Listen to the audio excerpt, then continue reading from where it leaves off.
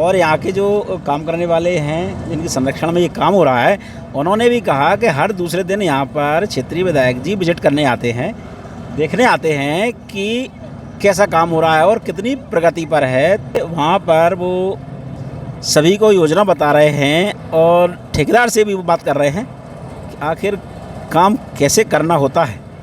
बात करते हैं उन्हीं से कि आखिर इसकी प्रगति क्या है। भाई साहब नमस्कार।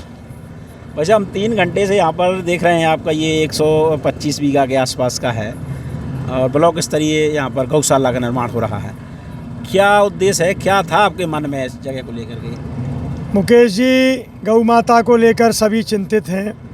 हम सब सनातनी हिंदू धर्म के लोग, भारतवर्ष के लोग ये मानते हैं कि गौ माता के शरीर में 33 करोड़ देवता वास करते हैं और हर तरह से वो पूजनीय हैं। उनकी रोम से लेके, मूत्र से लेके, गोबर से लेके सबको पवित्र मानते हैं। और ऐसी हमारी गौ माता का पिछले 10-15 सालों में हम किसान भाइयों ने कहें, क्षेत्रवासियों ने कहें, चिंता फिक्र करना बंद कर दिया और जब तक दूध देती हैं शायद घर पे रखते हैं, फिर उसको लावारिस छोड़ देते हैं। सरकारें भी लगातार योजनाएं बना रही हैं।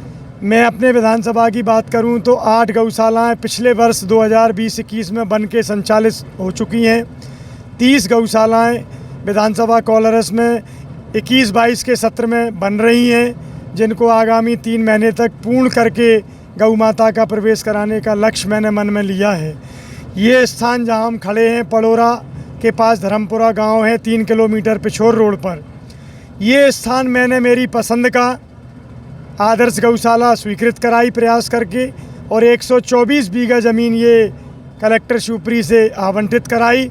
और आज आप देख रहे हैं कि 1 से लेकर के 1.25 करोड़ रुपए की लागत की ये गौशाला 80-90% बनकर तैयार हो गई है, पर बनने में और समय लगे। हम इसमें 2 अक्टूबर को जिला प्रशासन के नेतृत्व में ही इसमें कार्यक्रम करके गौ प्रवेश कराना सुनिश्चित कर रहे हैं। और व्यक्तिगत रूप से मैंने माननीय मुख्यमंत्री जी को आग्रह किया था कि पंचायतों पर काम अधिक रहता है, सरपंच सेक्रेटरी साहब शायद इतना ध्यान नहीं दे पाते, आप गांव के 11 लोगों की कमेटी बनवाकर और उनको वित्तीय अधिकार देकर गौशाला में देने वाला 20 रुपये प्रति पशुधन जो सहायता प्रदेश शासन देती है वो उस कमेटी के खाते में डालें। मुझे खुशी है बताते हुए क्षेत्रवासियों को, और बहुत अभिनंदन करता हूँ यशस्वी और संवेदनशील मुख्यमंत्री जी का कि उन्होंने 3 दिन पहले ये निर्णय लिया है कि प्रदेश में 11 लोगों की कमेटी बनाकर उनको वित्तीय अधिकार देकर गौशालाओं का संचालन होगा। और इसी प्रकार इस गौशाला में मैंने भी संकल्प लिया है कि उस 11 की टीम में मैं स्वयं भी रहूँगा और 1000 गाय की क्षमता वाली इस गौशाला को मुझे ऐसी कल्पना करता हूँ कि जीवन की आखिरी सांस तक मैं यहाँ सेवा दूँ। और अन्य 30 गौशालाएँ भी जो और निर्मित हो रही हैं उनको भी हम कोशिश करेंगे कम से कम हर हफ्ते 1 गौशाला का गृह प्रवेश गऊओं का कराएं और लगातार 3-4 महीने में सभी 30 गौशालाओं में गौ माता का प्रवेश हो, ताकि यहाँ से निकलने वाले कानपुर, उदयपुर, लखनऊ जो हाईवे है उस पर दुर्घटनाएं हो रही हैं, आगरा बॉम्बे रोड पर उस पर दुर्घटनाएं हो रही हैं, अनेक रोडों पर गौ माता हमारी अब अकेली बेसहारा घूम रही है।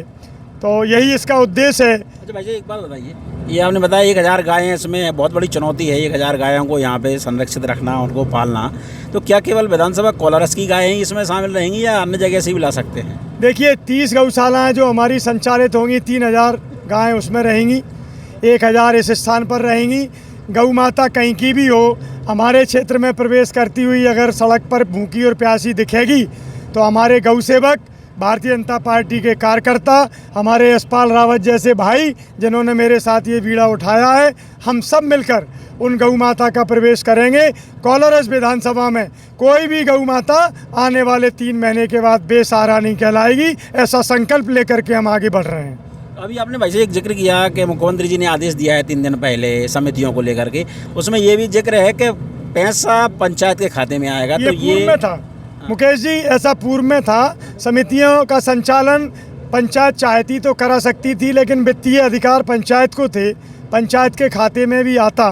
पर अभी ये नया परिवर्तन उन्होंने किया है कि 11 लोगों की जो कमेटी बनेगी, मध्य प्रदेश शासन से जिला पंचायत के माध्यम से पैसा उन्हीं कमेटी के लोगों के खाते में आएगा, ताकि अधिक लोग मिलकर ज़्यादा अच्छी विचार विमर्श कर सकें और ज़्यादा अच्छी सेवा दे सकें। तो ये 30 गौशाला का आपने जिक्र किया कि पूरे विधानसभा में, फिर एक ही गौशाला पे जो बड़ी है उस पर ही फोकस क्यों, बाकी 30 भी आपके क्षेत्र की है? मैंने अभी कहा ना बार बार कि अगले 3 महीने के अंदर वो 30 गौशालाएँ भी बनाकर हम संचालित करने के लिए कृत संकल्पित हैं। इससे शुभारंभ कर रहे हैं। बड़ी गौशाला से 2 अक्टूबर को प्रारंभ करके और प्रत्येक सप्ताह के अंदर कम से कम 1 गौशाला हमारी प्रारंभ हो, सप्ताह के अंदर 2 भी करेंगे। जैसे जैसे निर्माण पूरा होगा वो 30 की 30 गौशालाएँ भी गौ माता का प्रवेश कराएंगी। एक सवाल मेरे मन में आता है कि जो 2 शेड हैं इनमें 500-500 गायों का भी बात की हमने वहाँ पे जो काम कर रहे हैं उनसे, कि 500-500 गायों यहाँ पे आराम कर सकती हैं, मगर जो भूसा भंडार गृह है वो नहीं लगता है उतना पर्याप्त है। मेरे दिल की बात आपने छीन ली।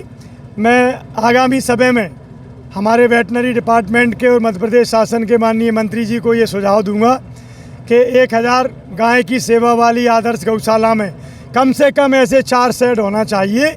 1 शेड से काम नहीं चलेगा। और वही अभी मैं आपके आने के पहले चर्चा कर रहा था कि टेम्परेरी तौर पर हम यहाँ मैदान में भूसे का ढेर लगाकर और तिरपाल से स्टॉक करेंगे। और एक 4000 वर्ग फुट का जो सेट आप बना देख रहे हैं, मैंने इंजीनियर से पूछा था कि ये कितने का बनेगा, तो लगभग 17-18 लाख की लागत इसकी उन्होंने बताई है।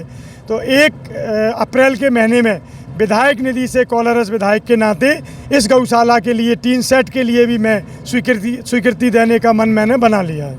चलिए, बहुत बहुत धन्यवाद साहब। क्षेत्रीय विधायक बीरेन सिंह रघुवंशी, जिन्होंने अभी हाल ही में पोस्ट किया था कि वो जी थैंक यू, तो कि एक गौशाला का निर्माण हो ब्लॉक स्तरीय, जिसमें करीब 1000 गायें यहाँ पर संरक्षित की जा सकें।